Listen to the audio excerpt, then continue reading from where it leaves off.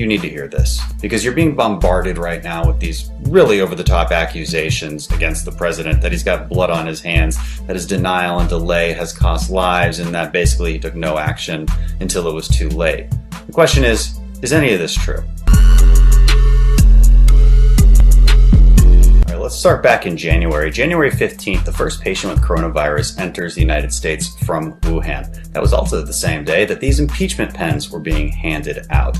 But luckily, the administration was on top of it. A couple of days later, January 17th, they were already implementing screenings at San Francisco, Los Angeles, and New York airports for flights coming in from Wuhan.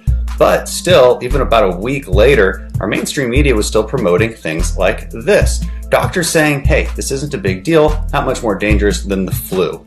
Nevertheless, President Trump did implement that travel restriction on January 31st, even though things like the World Health Organization were saying no need to limit trade and movement. And they largely criticized President Trump's travel restrictions. Same day, January 31st, that Nancy Pelosi proposed the No Ban Act, which would actually stop President Trump from implementing the life-saving travel restrictions that he did implement. So was everybody else really sounding the alarm at this point in time? No, of course not. Headlines like these were being written, and constantly, and by mainstream outlets. Again, I don't blame them. These are the facts they had at the time. Adam Schiff, the chairman of the Intelligence Committee, was getting regular updates in that committee. But he didn't even publicly talk about coronavirus until February 25th. And let's not forget that President Trump did talk about the coronavirus in the State of the Union on February 4th. What happened to that State of the Union? That happened. So fast forward a couple of weeks when the president actually asked Congress for supplemental funding to combat the virus, $2.5 billion.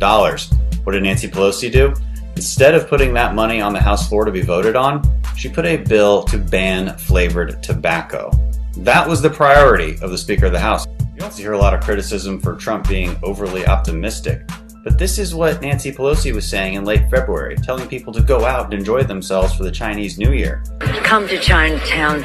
Here we are. Same with Bill de Blasio in New York City. I want to be clear, I'm not blaming them either. We all had the same set of facts. Even around the world, places like Italy and Spain and Iran, their cases didn't start to spike until early March. And even they didn't lock down. Italy didn't lock down until March 10th. Spain didn't lock down until March 14th. Iran, not until April 4th. Places like Sweden didn't lock down at all. As these countries locked down, were we just doing nothing? No, of course not. President Trump implemented travel restrictions from Europe on March 12th. And what did the media say? All of that. All of that. Widespread criticism. How could you do this? What's the point of this? Well, does this really sound like an administration that's in denial about this? Of course not. And a few days later, we implemented our own 15 days to slow the spread, which then turned into 30 more days. Okay, fine, say the critics, but what about the PPE? We were well behind. We should have had more in the national stockpile. Yeah, that's true. But USA Today did a fact check on this. As it turns out, most of our stockpile was depleted after the H1N1 virus. Okay? And the Obama administration never replenished it. That's the truth. Am I blaming them? No, not really. They don't have a crystal ball. What about the testing? We were behind on that. And that's President Trump's fault, right? Well, no, not so simple. Early on, the CDC started to develop a test, but China refused to give them actual samples of the virus, so it was harder to make a test. And also, they didn't do a great job of it. Also, long-standing FDA regulations prevented our private industry from actually developing tests. The Trump administration reversed those regulations that had been around well over a decade. This is the main point here. If we're going to look back in time and try to suggest that our government should have shut everything down back in February, well, where's the evidence for that?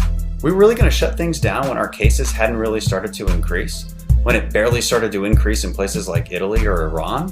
Of course not. They didn't shut things down till way later.